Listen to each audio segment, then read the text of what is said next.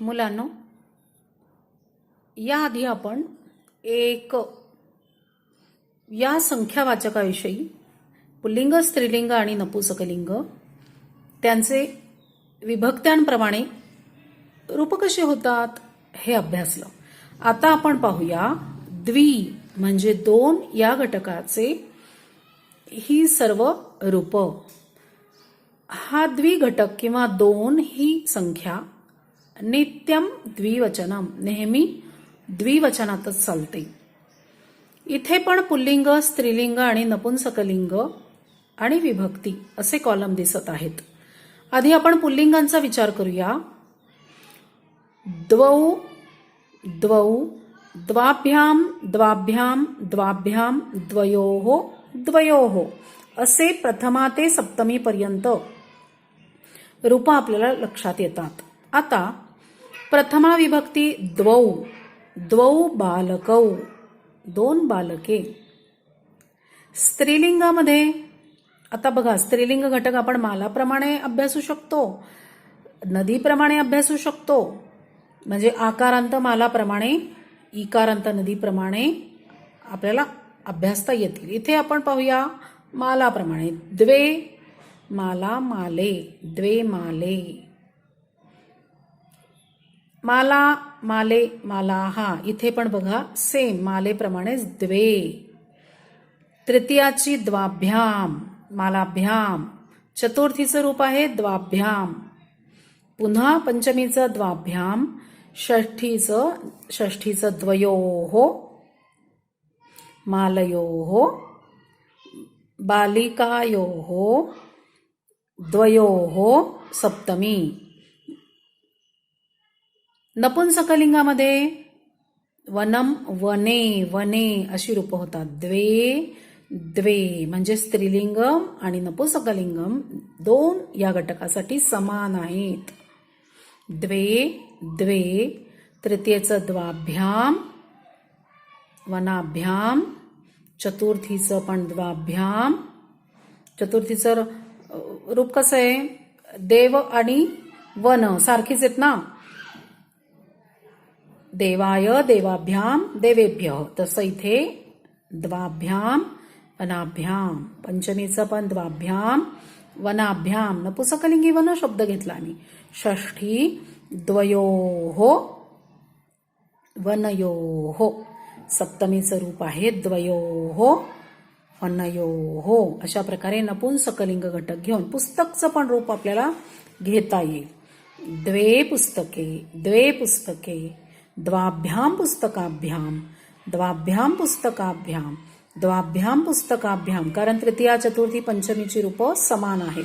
आणि षष्ठी द्वयोः पुस्तकयोः. सप्तमीमध्ये द्वयोः पुस्तकयोः म्हणजे द्विवचन. इथे सगळी ही द्विवचनाची रूपं आहेत. आपल्याला पुल्लिंग, स्त्रीलिंग आणि नपुंसकलिंग एक एक नाम जर पाठ असेल तर ही द्विवचनाची रूपं तुम्ही तिथे विशेषण म्हणून वापरू शकता. आणि अशा प्रकारे द्वि हा नेहमी म्हणजे नित्य द्विवचनातच चालणारा घटक इथे या तक्त्यामध्ये दिसत आहे. आता आपण त्याचं एकदा वाचन करूया. द्वौ, द्वे, द्वे प्रथमा. द्वौ, द्वे, द्वे द्वितीया. द्वाभ्याम, द्वाभ्याम, द्वाभ्याम तृतीया. द्वाभ्याम, द्वाभ्याम, द्वाभ्याम चतुर्थी. याचा अर्थ तृतीया, चतुर्थी आणि पंचमी ही तिन्ही रूपं तिन्ही लिंगात समान आहेत. द्वाभ्याम, द्वाभ्याम, द्वाभ्याम पंचमी. द्वयोः, द्वयोः, द्वयोः षष्ठी आणि द्वयोः, द्वयोः, द्वयोः सप्तमी ही रूपं पण तिन्ही लिंगात समान आहेत. म्हणजे संपूर्ण तक्त्यावरती तुम्ही जर नजर टाकली तर पुल्लिंग, स्त्रीलिंग आणि नपुंसकलिंगात दोन हा घटक प्रथमा द्वौ, द्वे, द्वे.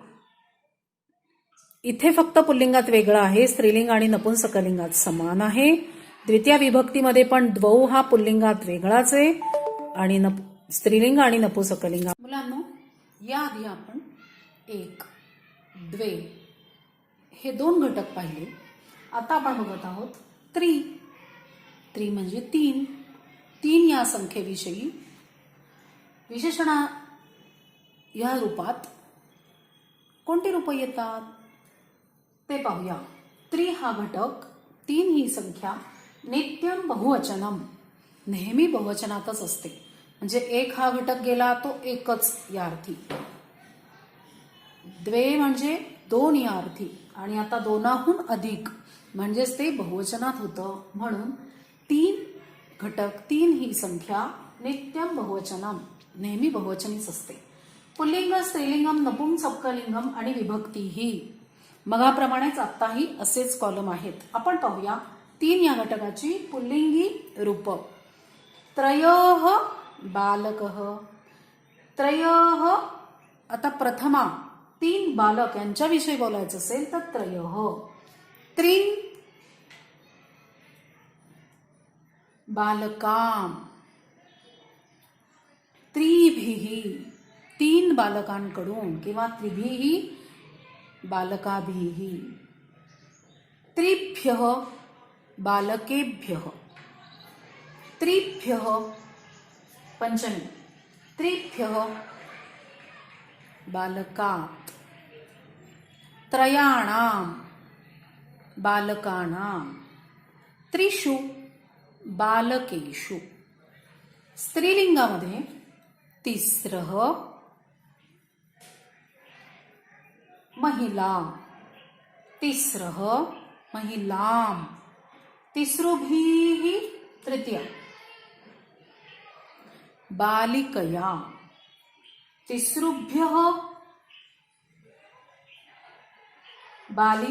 बालिकाय. मालया मालाया.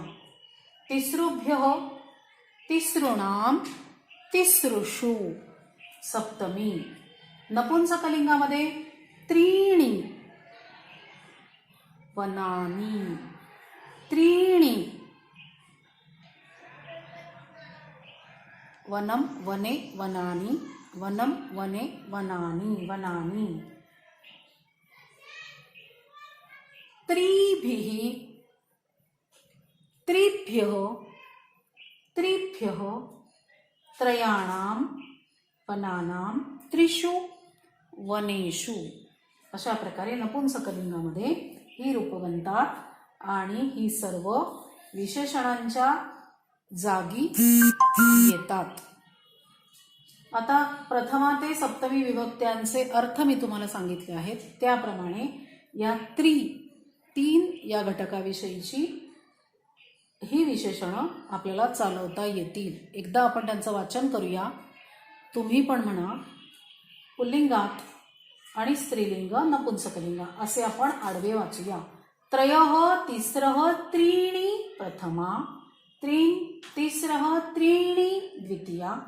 त्रिभिः तिसृभिः त्रिभिः तृतीया.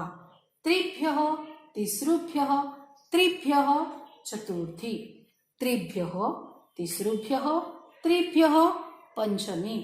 त्रयाणां तिसॄणां त्रयाणां षष्ठी. त्रिषु तिसृषु त्रिषु सप्तमी. आता इथे पुल्लिंग, स्त्रीलिंग, नपुंसकलिंगामध्ये समान असलेली विशेषणं कोणती आहेत तीही आपल्याला बघता येतील. इथे पहा.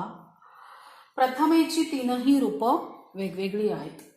द्वितीयेची तिसरं स्त्रीलिंगामध्ये समान आहे आणि नपुंसकलिंगामध्ये पण समान आहे. म्हणजे पुल्लिंगातच रूपं वेगळी येतात.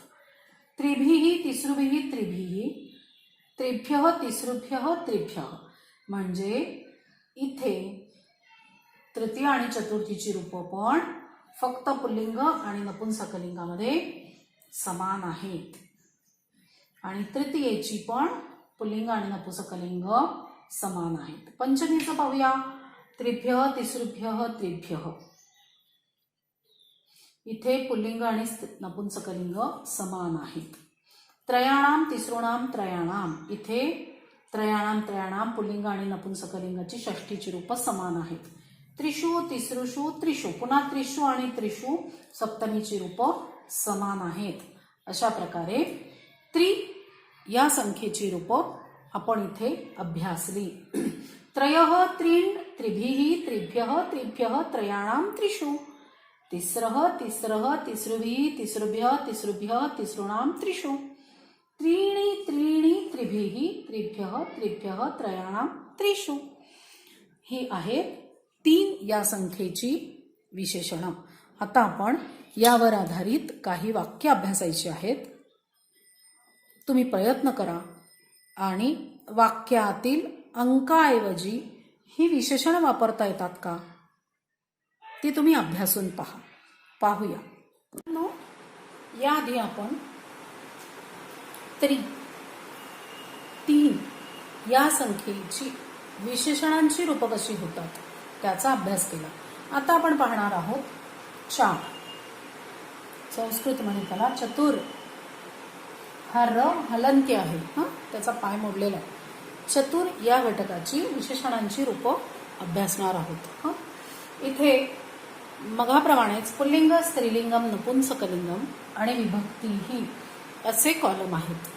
पुल्लिंगामध्ये 4 हा घटक चतुर, त्याची विशेषणं प्रथमा विभक्ती चत्वारः, द्वितीय चतुरः, तृतीयमध्ये चतुर्भिः, चतुर्थीमध्ये चतुर्भ्यः, पंचमीमध्ये पण चतुर्भ्यः, षष्ठीमध्ये चतुर्णाम आणि सप्तमीमध्ये चतुर्षु अशी रूपं होतात. चत्वारः चतुरः चतुर्भिः चतुर्भ्यः चतुर्भ्यः चतुर्णाम चतुर्षु. स्त्रीलिंगामध्ये 4 या अंकाचे घटक, त्याची रूपं, त्याची विशेषणं होतात. चतस्रः प्रथमामध्ये, द्वितीयमध्ये चतस्रः, तृतीयेत चतुस्रुभिः चतस्रुभिः, चतुर्थीमध्ये चतस्रुभ्यः, पंचमीमध्ये चतुस्रुभ्यः, षष्ठीमध्ये चतस्रुणाम आणि सप्तमीमध्ये चतुस्रुषु. म्हणजे चतस्रः चतस्रः चतुस्रुभिः चतस्रुभ्यः चतस्रुभ्यः चतुस्रुणाम चतुस्रुषु. नपुंसकलिंगामध्ये चतुर हा घटक, त्याची विशेषणं होतात चत्वारि चत्वारि, चतुर्भिः चतुर्भ्यः चतुर्भ्यः चतुर्णाम चतुर्षु. चत्वारि प्रथमा, चत्वारि द्वितीया. प्रथमा द्वितीया समान. इथे स्त्रीलिंगात पण प्रथमा द्वितीया समान. चतुर्भिः चतुर्भ्यः, चतुर्भिः तृतीयेची रूपं, चतुर्भ्यः पण तृतीयेची रूपं आणि चतुर्भ्यः चतुर्थीची रूपं. चतुर्भ्यः पंचमी, चतुर्थी आणि पंचमी समान. चतुर्णाम षष्ठी, चतुर्षु सप्तमी. आता एकाच नजरेमध्ये चत्वारः चतस्रः चत्वारि, 3ही पुल्लिंग, स्त्रीलिंग, नपुंसकलिंगाची रूपं भिन्न भिन्न आहेत प्रथमा विभक्तीची. द्वितीया विभक्तीमध्ये चतुरः चतस्रः चत्वारि, 3ही रूपं वेगळी आहेत. तृतीयेची रूपं चतुर्भिः चतस्रुभिः चतुर्भिः. इथे तृतीयेपासून पुल्लिंग आणि नपुंसकलिंगाची रूपं समान आहेत. आता आपण चतुर्थी पाहूया. चतुर्भ्यः चतस्रुभ्यः चतुर्भ्यः, म्हणजे पुल्लिंग आणि नपुंसकलिंग समान. पंचमीची रूपं चतुर्भ्यः चतस्रुभ्यः चतुर्भ्यः चतुस्रुभ्यः चतुर्भ्यः, ही पंचमीची रूपं, म्हणजे चतुर्भ्यः चतुर्भ्यः समान. षष्ठीची रूपं चतुर्णाम चतस्रुणाम चतुर्णाम, चतुर्णाम चतुर्णाम पुल्लिंग नपुंसकलिंग समान षष्ठीची रूपं. सप्तमीमध्ये चतुर्षु चतुस्रुषु चतुर्षु, म्हणजे पुल्लिंग नपुंसकलिंग समान अशी ही रूपं आहेत. म्हणजे आपल्याला लक्षात ठेवायला समान असलेली रूपं लवकर लक्षात राहतील. तुम्ही पाहिल्या तुमच्या लक्षात आलं असेल कोणती रूपं समान आहेत. पुल्लिंग नपुंसकलिंगाची तृतीयपासूनची रूपं समान आहेत. प्रथमा द्वितीया भिन्न आहे, थोडा फरक आहे. चत्वारः चतस्रः चत्वारि प्रथमा, चतुरः चतस्रः चत्वारि द्वितीया, चतुर्भिः चतस्रुभिः चतुर्भिः तृतीया, चतुर्भ्यः चतस्रुभ्यः चतुर्भ्यः चतुर्थी, चतुर्भ्यः चतस्रुभ्यः चतुर्भ्यः पंचमी, चतुर्णाम चतस्रुणाम चतुर्णाम षष्ठी, चतुर्षु चतुसृषु चतुर्षु सप्तमी अशी ही चतुर या अंकाची पुल्लिंग स्त्रीलिंग आणि नपुंसकलिंगाची रूप आहेत. आता यावर आधारित वाक्य आणि त्यामध्ये 4 या घटकाविषयी तुम्ही विशेषण कशी वापराल तो अभ्यास आपण बघायचा आहे. पाहूया काही वाक्ये.